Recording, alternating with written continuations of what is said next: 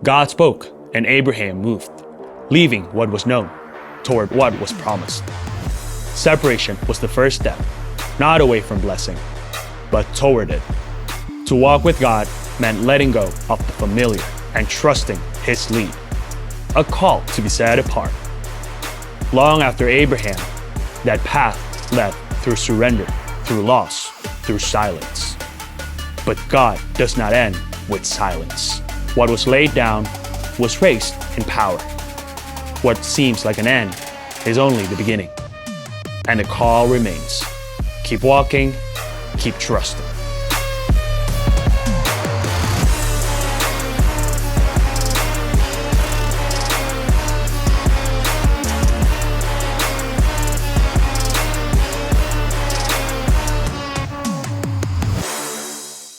Shalom. Bulan ini tema kita seperti yang sudah dikatakan Pastor Tulus adalah something different, sesuatu yang berbeda.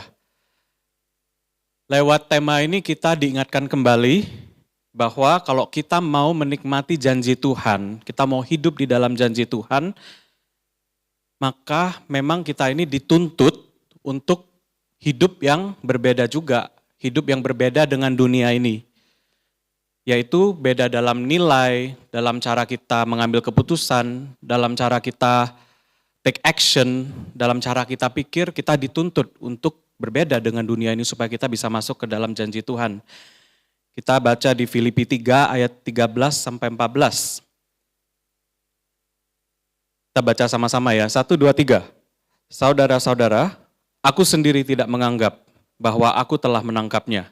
Tetapi ini yang kulakukan, aku melupakan apa yang telah di belakangku dan mengarahkan diri kepada apa yang di depanku untuk memperoleh hadiah, yaitu panggilan sorgawi dari Allah dalam Kristus Yesus. Intinya yang dari kita sudah baca adalah Paulus bilang, jangan kita terjebak sama masa lalu. Lepaskan apa yang sudah lewat dan fokus ke depan. Ini mirip banget dengan kisah Abraham. Tuhan panggil Abraham untuk meninggalkan rumahnya, untuk meninggalkan teman, lingkungan, semua yang familiar, semua yang nyaman, tidak gampang. Nggak ada kepastian, tapi Abraham itu taat. Hasilnya, dari Abraham lahir bangsa-bangsa yang besar, dan janji Tuhan itu digenapi di dalam kehidupannya. Dari sini kita belajar, seringkali Tuhan memanggil kita untuk melepaskan yang familiar, yang nyaman, supaya kita bisa masuk ke sesuatu yang jauh lebih besar. Hidup ini memang banyak episodenya, banyak seasonnya. Ada musim yang enak, ada musim yang dimana kita mengalami tantangan, dan juga ada momen yang dimana kita sepertinya takut untuk melangkah ke depan. Coba ya bayangin, rumah kita sudah nyaman, udah hangat, semuanya udah tertata rapi. Mungkin kita udah comfortable dengan suburb yang kita tinggali, kota yang kita tinggali. Tapi tiba-tiba Tuhan ngomong, saatnya pindah. Reaksi kita gimana? Mungkin takut, ragu, bahkan kadang kita nolak. Kita bilang enggak. Aku nggak mau pindah lagi, udah nyaman, udah ada semuanya di sini. Tapi kenyataannya untuk beberapa dari kita mungkin Tuhan ngomong hari ini bahwa tempat yang sekarang ini itu bukanlah tempat kita selamanya. Tuhan mungkin mau kita bergerak ke lingkungan baru, ke musim yang baru, ataupun ke satu posisi yang lebih dewasa. Dan seringkali yang menahan kita itu bukan apa yang terjadi di luar, bukan keadaan luar. Tapi kita sendiri, kita yang terlalu nempel sama apa yang familiar. Kita sering sebagai manusia terlalu memegang erat konsep, kita memiliki cara pikir, kotak-kotak yang kita bangun sendiri di pikiran kita, di kepala kita. Nah oleh karena itu judul sharing yang hari ini saya berikan adalah letting go and move forward, yaitu melepaskan, kita harus bisa belajar melepaskan untuk kita bisa berlari ke depan. Yuk mari kita berdoa. Terima kasih Tuhan, kami bersyukur buat firman-Mu Tuhan yang akan disampaikan hari ini. Saya berdoa Tuhan, Engkau yang berbicara Tuhan melalui firman ini. You anoint this word Tuhan. Biar Tuhan setiap firman Tuhan yang disampaikan hari ini Tuhan boleh mentransformasi Tuhan, cara pikir kami, hati kami Tuhan. Sehingga Tuhan kami siap untuk menerima Tuhan, janji-janji-Mu digenapi di dalam kehidupan kami. Terima kasih Tuhan, Kau yang mengurapi, Kau yang menjamah setiap kami, Holy Spirit. In the name of Jesus Christ we pray, haleluya, amin. Jadi untuk kita bisa berjalan maju ke depan, apa yang harus kita lepaskan? Pertama adalah pola pikir yang lama.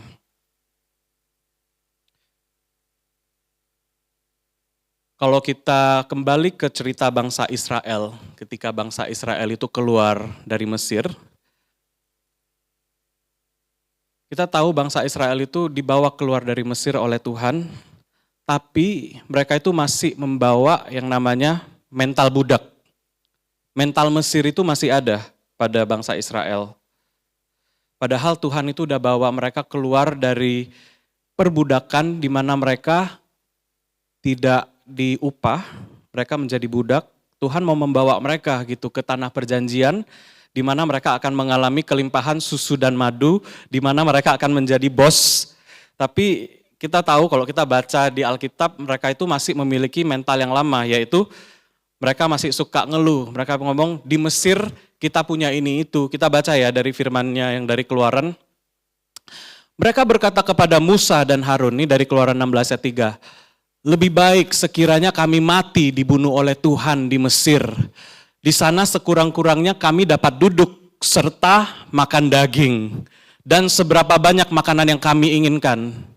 Tetapi kamu telah membawa kami ke padang gurun. Supaya kami semua mati kelaparan.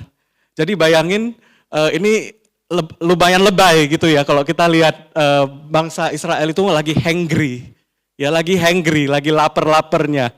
Dan mereka marah gitu, maksudnya di Mesir itu kita dapat steak, dapat ini itu lengkap, sekarang kita harus rely sama roti-roti yang diberikan Tuhan, mereka itu sangat marah, mereka lagi lapar. Nah yang kedua, dari Bilangan 11 ayat 5 juga dia ngomong, kami ingat ikan, makanan lagi, yang kami makan di Mesir secara cuma-cuma.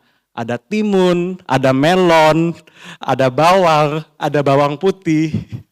Jadi makanan di pikiran mereka. Karena mereka itu bosen, tiap hari makannya cuma roti dari Tuhan. Bosen. Nah sama seperti kita, kadang kita menolak perubahan, ada satunya perubahan karena kita terlalu nyaman dengan Mesir kita sendiri. Entah itu pekerjaan kita, lingkungan, pola pikir, kebiasaan-kebiasaan lama, ataupun hubungan kita. Kita bisa keras kepala, merasa kita yang paling benar, cara kita yang paling benar. Padahal sering Tuhan itu pakai orang lain untuk menasehati kita. Tapi seringkali kita nggak mau dengar. Contohnya, mungkin leader kita sudah sering kasih saran. Kamu itu hati-hati ya di area ini. Nanti kamu itu jatuh. Tapi kita mungkin santai, kita ngomong, nggak apa-apa, aku kuat kok, aku pasti bisa. Akhirnya memang benar jatuh di area itu. Atau mungkin sebagai selingan di dalam kehidupan sehari-hari, berapa banyak dari kita yang udah bertahun-tahun di New Zealand, tapi masih suka ngitung harga di sini tuh pakai rupiah. Contohnya tuh, kue tiaw goreng, tadi Kuan baru makan, berapa harganya Kuan? Berapa? 12, 17. Nah, $17. Nah, kita sering ya langsung dikonversikan ke rupiah, yaitu kira-kira 170.000 rupiah. Nah, akhirnya aku masih sering gitu, aku udah mungkin 13-14 tahun di New Zealand, tapi aku masih suka konversi kali 10.000. Nah, yang jadi adanya kita itu suka ngeluh, kita itu mengeluh, kok mahal banget semua di sini.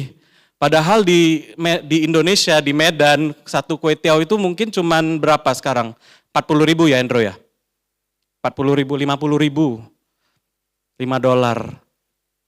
Nah, tapi kita itu kadang karena masih memiliki pola pikir yang lama, itu akhirnya kita jadi mudah membandingkan ke masa lalu dan kita juga mudah mengeluh. Dan juga ya kita sering gitu ngomong enak di Indonesia kalau kita lagi, aku sering punya craving soalnya aku kadang lagi pengen nasi Padang, aku lagi pengen makan nasi goreng yang pakai babi, aku lagi pengen makan mie pangsit Medan, tapi di sini itu dapat pun ibaratnya KW gitu loh. Rasanya itu tidak sama. Kue tiaw Medan sama kue tiaw Jakarta itu beda loh. Kue tiaw Penang, ada kue tiaw yang kalau kita ke Kuala Lumpur sama kita ke Penang itu beda. Nah lidahku itu aku suka kue tiaw yang tidak manis. Aku suka yang kue tiaw yang asin. Nah seringkali jadinya ngeluh gitu. Aduh seandainya di Indonesia ya tinggal langsung grab food. Di sini cuman bisa lihat YouTube, lihat Instagram orang.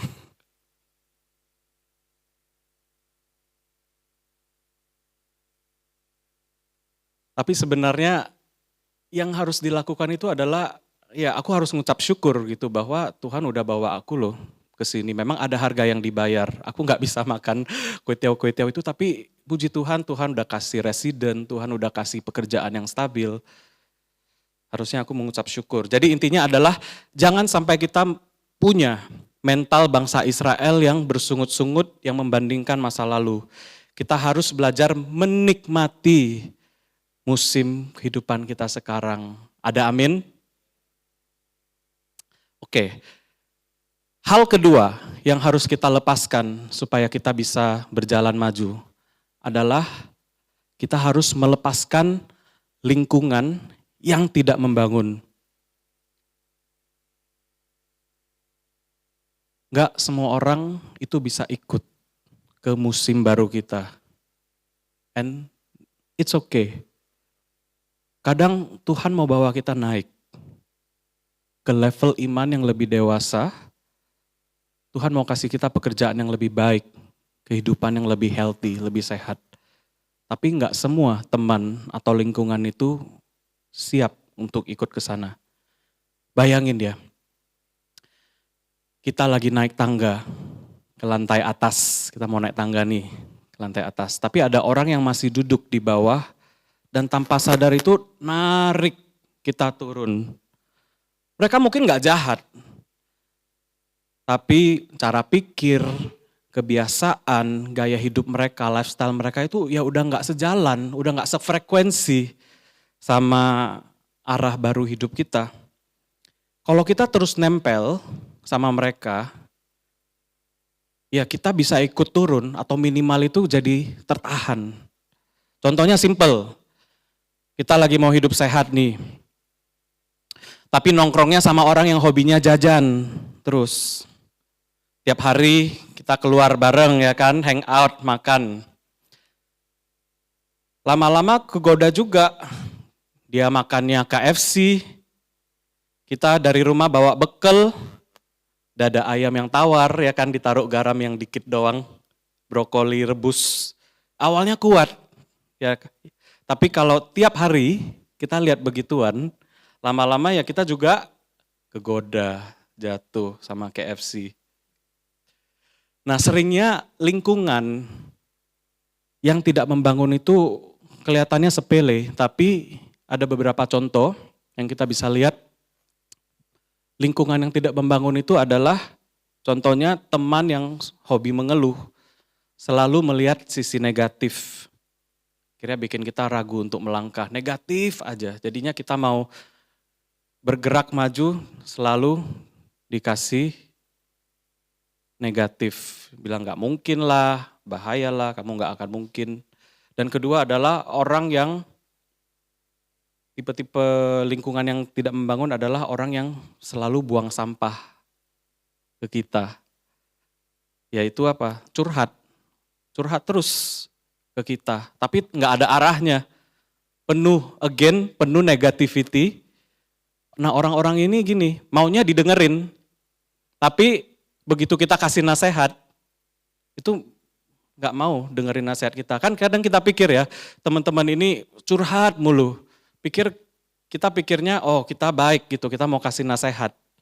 Tapi ternyata orang ini cuma mau didengar doang, cuma mau tempat buang sampah. Nah itu lama-lama jadi toksik.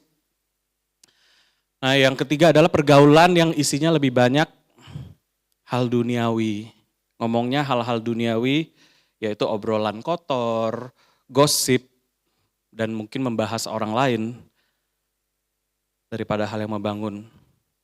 Nah bahkan lingkungan yang tidak membangun itu juga bisa datang dari keluarga kita, dari orang-orang terdekat kita.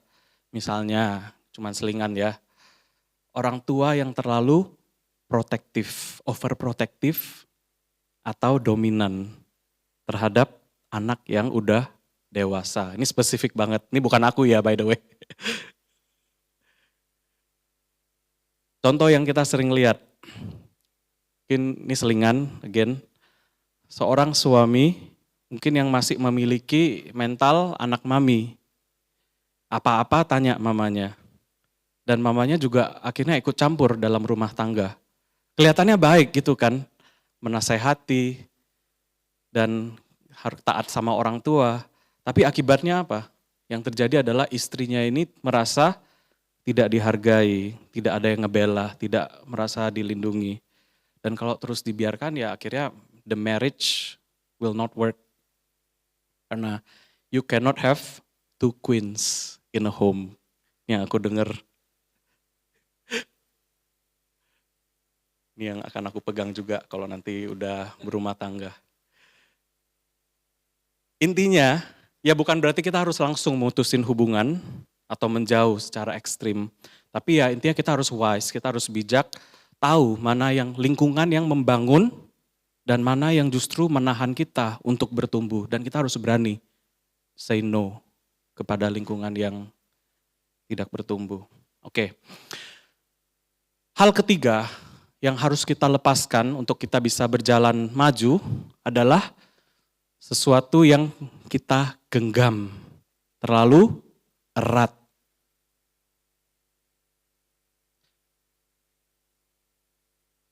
Coba kita renungkan hari ini. Apa sih yang hari ini kita pegang erat di dalam kehidupan kita? Sebenarnya gampang untuk kita tahu. Ukurannya simple. Kalau kita kehilangan hal itu, kita akan takut banget. Bahkan mungkin bisa sampai depresi, bisa down, bisa jadi gila. Biasanya hal-hal itu adalah yang menjadi rasa aman kita. Contohnya mungkin bisa uang, pekerjaan, atau bahkan mungkin anak kita sendiri. Terlalu genggam, terlalu protektif. Ya, anaknya mungkin disentuh dikit, langsung papanya atau mamanya nggak senang, mungkin langsung kayak orang gila, langsung seperti anaknya itu udah disiksa dan dia sampai harus ke sekolah dan segala macam untuk buat laporan atau bahkan sampai menjadi maki-maki. Banyak hal yang seperti itu terjadi. Nah dan anak-anak yang seperti ini tuh akhirnya ya terlalu tergantung sama orang tuanya, tidak bisa ambil keputusan sendiri. Ini yang aku sering lihat terjadi di keluarga Indonesia. Nah mungkin bisa juga hubungan yang kita pegang terlalu erat. Yang sebenarnya kita udah tahu Tuhan gak berkenan kita untuk melanjutkan hubungan itu. Tapi kita masih pertahankan karena kita takut apa biasanya? Lonely.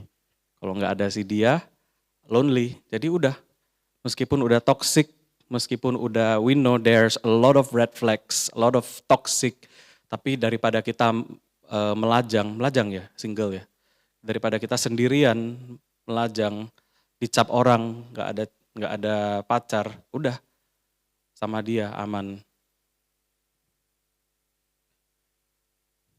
Masalahnya semakin kita genggam sesuatu terlalu erat, maka semakin susah Tuhan untuk bekerja di dalam kehidupan kita.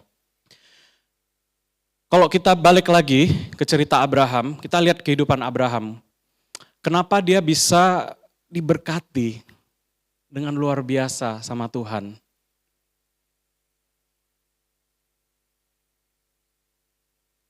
Kita tahu Ishak itu adalah anak mujizatnya Abraham.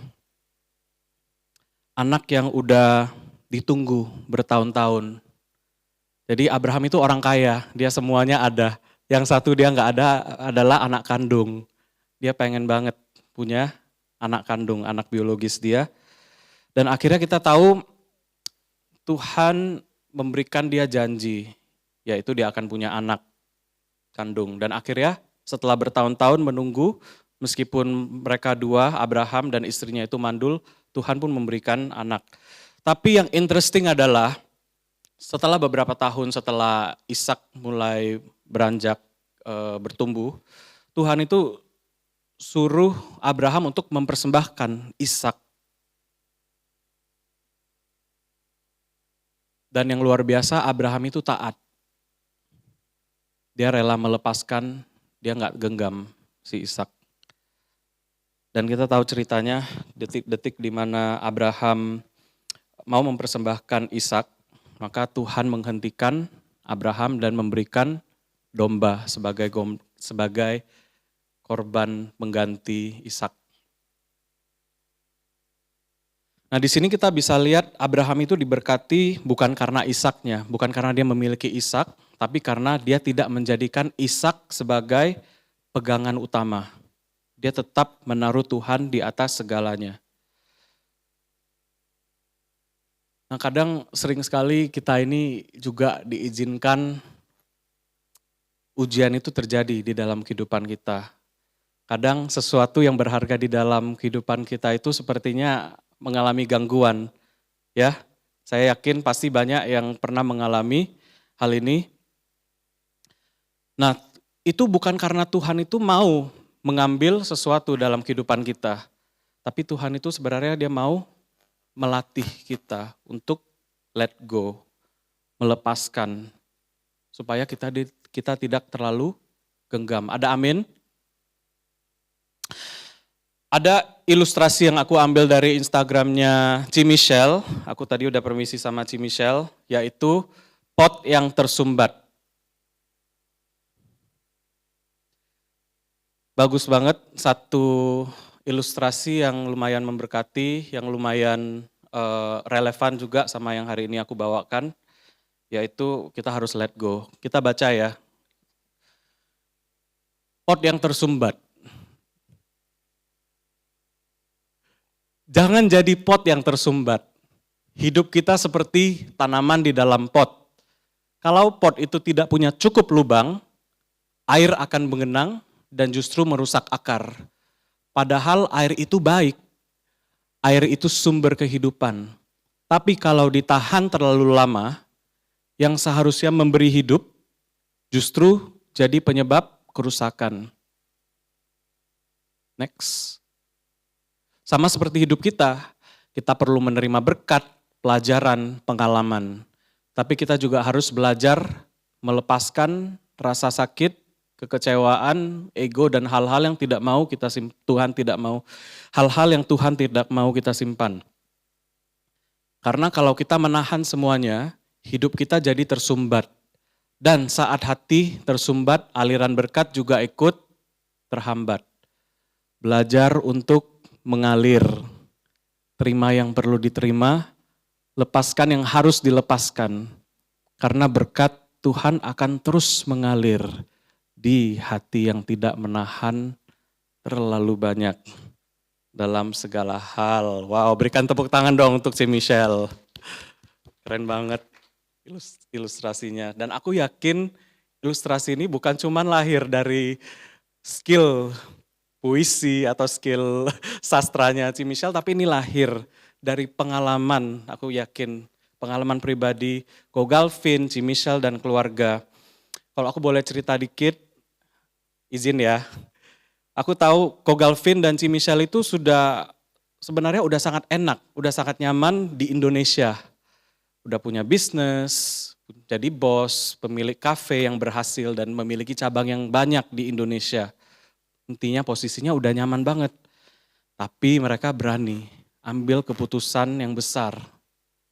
Jual semuanya dan mulai perjalanan yang baru lagi di negeri asing dari nol. Tujuannya sederhana, tapi dalam, yaitu mau kasih masa depan yang lebih baik lagi untuk anak-anak. Ya di sini harus mulai dari nol, yang tadinya bos sekarang harus jadi staff dan kontrak rumah, adaptasi dari awal. Tidak easy, tidak gampang. Tapi mereka bisa melepaskan yang udah nyaman. Karena mereka percaya Tuhan punya rencana yang lebih besar. Amin. Aku mau kasih satu ilustrasi lain lagi. Bayangin ada seorang lagi liburan di pantai. Lagi seru-serunya naik jet boat, speedboat, foto-foto. Tiba-tiba HP-nya itu jatuh ke laut.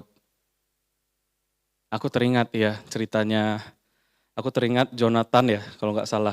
Justin pernah jatuhin HP-nya Pastor Tulus nih pas kita sedang berlayar di Littleton.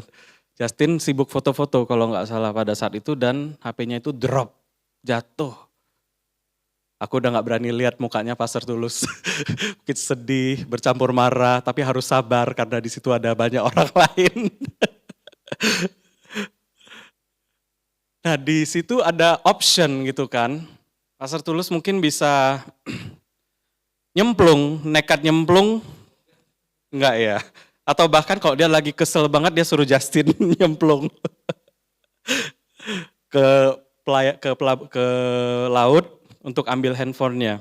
Tapi akhirnya yang nyawanya ya kan yang menjadi taruhan.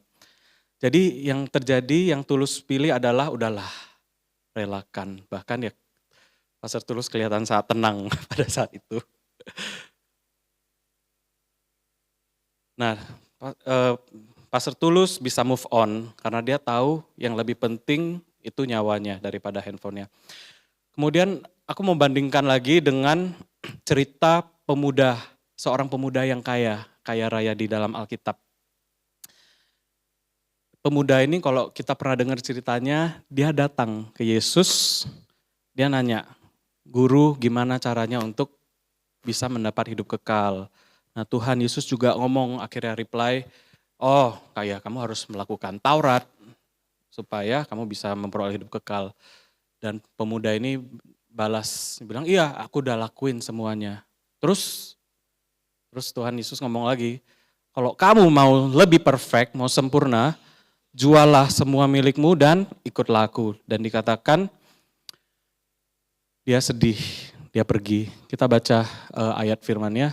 Lalu Yesus menatap dia dan mengasihinya. Katanya, "Satu hal yang belum engkau lakukan, pergilah, jualah semua yang kau miliki dan berikanlah itu kepada orang miskin.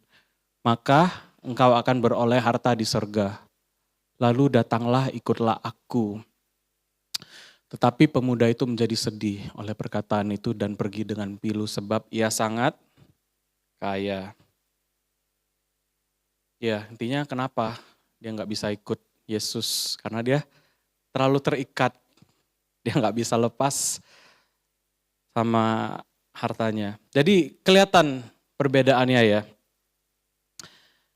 Yang satu kehilangan sesuatu, tadi kita udah ngomong Tulus kehilangan handphonenya, tapi pegang yang lebih penting, yaitu lebih penting nyawanya. Ya toh, ada HP, ada nyawa, akhirnya yang dipegang adalah nyawa. Terus pemuda tadi ada harta, kaya raya. Terus pilihannya apa lagi tadi? Mengikut Yesus, jual semua. Pemudanya pilih yang mana? Kaya, memilih harta. Nah, dari sini intinya kita perlu meminta hikmat gitu dari Tuhan. Karena dalam hidup ini begitu banyak pilihan-pilihan. Begitu banyak keputusan yang harus kita ambil. Dan kita harus memiliki hikmat yang dari Tuhan untuk bisa bedain mana yang penting, Karena kalau kita ikut konsep dunia, maka dunia akan terus bilang bahwa uang itu, financial, harta, itu adalah yang paling penting. Tapi kalau kita lihat dari segi firman Tuhan, itu dikatakan bahwa untuk apa kamu memperoleh semua di dunia ini kalau kamu kehilangan nyawamu. Makanya tema gereja kita di tahun ini itu sangat bagus sebenarnya. Yaitu adalah segala sesuatu yang akan kita ambil dalam mengambil keputusan itu harus, kata Pastor Tulus, harus dibenturkan ke 5 area. Yaitu ketika kita mengambil keputusan, kita bukan cuma lihat, oh ini menguntungkan secara segi uang. Tapi kita harus cek lagi, kalau kita ambil keputusan ini, apa yang kita harus bayar? Apakah spiritual kita itu akan juga drop, relationship kita sama orang drop, health kita drop, mental kita drop. Jadi kalau misalnya kita dapat, ya mungkin ada yang bingung, apakah aku mau mengambil promosi ini, apakah aku mau menikah sama orang ini, apakah aku mau pindah ke sini. Jangan selalu melihat materi gitu loh, karena belum tentu. Kita pikir mungkin kalau kita ambil double job, maka hidup kita akan nyaman banget. Tapi belum tahu dia, ketika dia ambil double job itu, kesehatannya drop. Kan mungkin jadinya back pain atau apapun. Jadi bahkan gak bisa, satu job akhirnya juga gak bisa juga. Karena terlantar kesehatannya. Atau karena ambil 2 job, akhirnya hubungan sama keluarganya itu jadi terbengkalai. Gak ada waktu di rumah bersama anak-anak. Atau bahkan ada yang ambil kerjaan, mungkin misalnya di hari Minggu, misalnya kita pikir extra money, ada extra shift di hari Minggu, kita pikir why not? Tapi akhirnya kita meninggalkan ibadah kita di hari Minggu. Kamu bisa memiliki segalanya, tapi kalau nikmat itu nggak diberikan Tuhan, sejahtera nggak diberikan Tuhan, mau berapa banyak pun uang yang kamu punya, kamu nggak akan bisa tidur di malam hari. Amin.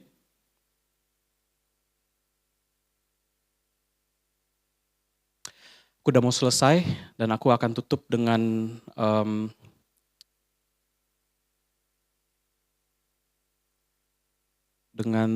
cerita berikutnya, dengan segmen terakhir, yaitu padang gurun adalah tempat pembentukan. Kalau kita balik lagi ke cerita bangsa Israel, kita tahu bangsa Israel itu tidak langsung masuk ke dalam tanah perjanjian, tanah Kanaan.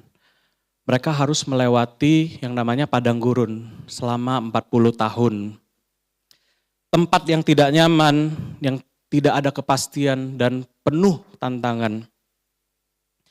Padahal kalau kita pikir-pikir sesuai research, perjalanan ke tanah perjanjian itu hanya memakan waktu 13 hari. Tapi akhirnya mereka mengalami yang namanya delay, penundaan. Dari 13 hari akhirnya muter-muter melulu sampai 40 tahun. Itu bukan karena Tuhan gak mampu menolong bangsa Israel, tapi ya karena hati mereka yang belum siap sebenarnya. Ya seperti yang tadi aku udah ngomong, di padang gurun mereka akhirnya dibentuk Tuhan untuk belajar bergantung sama Tuhan, belajar bersyukur. Tadinya di Mesir ada bawang putih, ada timun, ada daging. Ini dikasih tuh makan mana tiap hari, gimana lihat hatinya. Dibentuk. Tuhan membentuk untuk mereka bergantung. Mananya juga nggak bisa dicari. Ada yang akhirnya greedy, di stok, ya kan? Siapa yang suka nyetok? Aku suka nyetok orangnya karena aku suka punya rasa aman. Nyetok, busuk yang ada jadinya. Tuhan ngelatih itu semua. Apa sih yang dilatih? Hati. Tuhan ngelatih mereka untuk taat sama Tuhan dan belajar percaya juga meskipun belum ada tanda-tanda. Padang gurun itu kan mirip semua toh. semuanya pasir. Belum ada tanda-tanda tanah perjanjian. Belajar bersyukur, belajar berdoa, belajar taat sama leader. Itu susah. Nah, masalah terbesar mereka itu bukan padang gurun, tapi ya hati mereka. Kita tahu mereka itu akhirnya mengeluh, membanding-bandingkan dengan masa lalu, memberontak sama leader, sama Tuhan. Mereka sudah keluar dari Mesir, tapi mereka masih membawa mental Mesir, pola pikir Mesir, kebiasaan Mesir, nafsu Mesir. Dosa bahkan masih dibawa sama mereka, masih disimpan, yaitu menyembah berhala. Dan jujur kita sering sama. Padang gurun yang kita alami hari ini mungkin berupa masa sulit, ketidakpastian, doa kita yang masih belum dijawab. Dan itu bukan tanda Tuhan meninggalkan kita atau menghukum kita. Justru Tuhan sedang membentuk setiap dari kita, setiap iman kita. Jadi pertanyaannya ini loh, ini yang akan unlock. Apakah kita akan terus berputar di padang gurun atau kita akan mengalami akselerasi dari Tuhan? Pertanyaannya ini, apa yang masih kita genggam hari ini? Amin. Kalau kita merasa seperti hari ini masih puter-puter di padang gurun yang sama, jatuh, bangun di area yang berulang-ulang, di situ aja jatuh bangunnya. Kita tahu mungkin ini sebenarnya simpel loh. Tapi kenapa sih jatuh?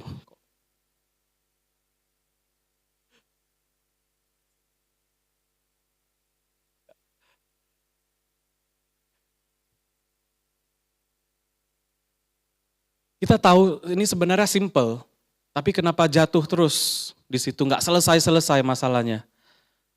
Ya mungkin ada hati gitu yang belum beres di hadapan Tuhan. Mungkin ada sesuatu yang belum kita lepaskan atau kita ikhlaskan. Bisa jadi itu dosa kita, kedagingan kita, hubungan yang Tuhan minta lepaskan, dendam, kerjaan apapun itu yang kita tahu Tuhan mau kita lepaskan tapi kita masih pegang erat. Next slide. Kita harus ingat ini, yaitu jangan tahan apa yang Tuhan mau lepaskan dan jangan kejar apa yang Tuhan sudah suruh tinggalkan. Tuhan gak pernah minta kita melepaskan sesuatu tanpa Dia sudah siapkan yang lebih baik. Amin.